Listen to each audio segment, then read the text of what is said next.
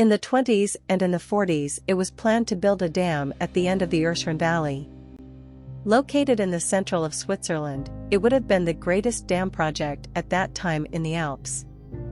Generating 1/3 of Switzerland's energy production, the project would have secured the need of electricity in a sustainable way. The catchment area is full of glaciers and provides a great amounts of water because of the annual snow melt. The dammed water would have covered the whole Urseren Valley, including the three villages Andermatt, Hospental and Rialp. The dam itself would have been 220 m high at the beginning of the Skålenen Gorge, nearby the famous Devil Bridge. But why was the need for such a large dam project so crucial? Why should a valley with 2,000 inhabitants be flooded? In the 1940s, energy production in Switzerland relied on coal imports from Germany. However, during World War II, Nazi Germany ceased its coal exports, leading to a shortage in Switzerland. This resulted in an increased reliance on electricity, particularly during the winter months when consumption doubled. To address this heightened demand, the concept of a storage power station, such as the dam project in the Urseren Valley, was conceived. From a technical standpoint, the dam project at the proposed location was feasible. Multiple plans were developed, outlining precise strategies for relocating the three villages of Urseren, as well as accounting for the repositioning of key transit routes like the Gotthard Tunnel and the three passes, Furka, Gotthard, and Oberalp. Despite the nation's pressing need for electricity and the meticulous plans in place for the transit routes, the dam project faced significant resistance from the people of Urseren. Various factors contributed to the success of their opposition against the proposed project. The residents of Urseren were politically well organized and engaged in traditions like the annual Talgemeinde, where they would convene to discuss and vote on political matters.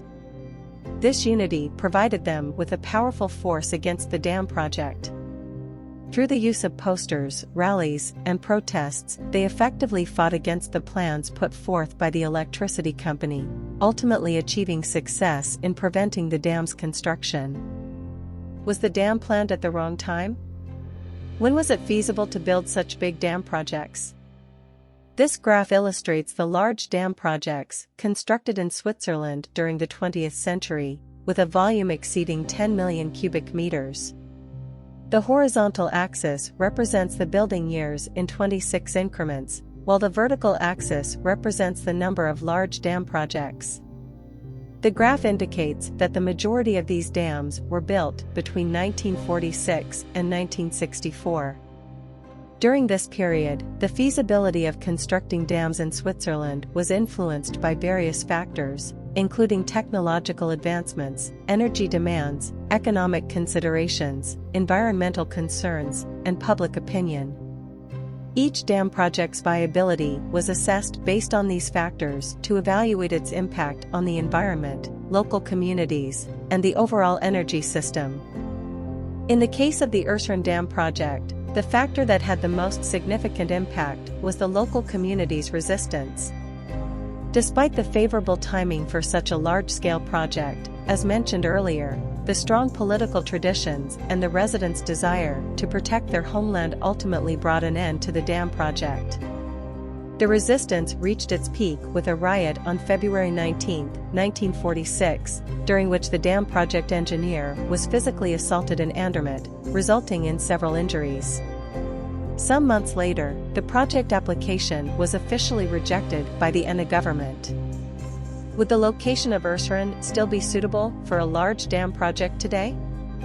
Considering the ongoing conflict in Ukraine and the growing demand for sustainable energy, there is an increasing need for locally produced energy in Switzerland. Particularly during the winter months when energy demand is high, large dam projects could provide a potential solution. Furthermore, the Swiss government has set goals to become climate neutral by 2050 and free of nuclear energy by 2030. Achieving these objectives necessitates the exploration of alternatives such as dams. However, it is important to recognize that dam projects come with significant negative impacts. Local communities would have to be relocated, and the natural landscape would be altered.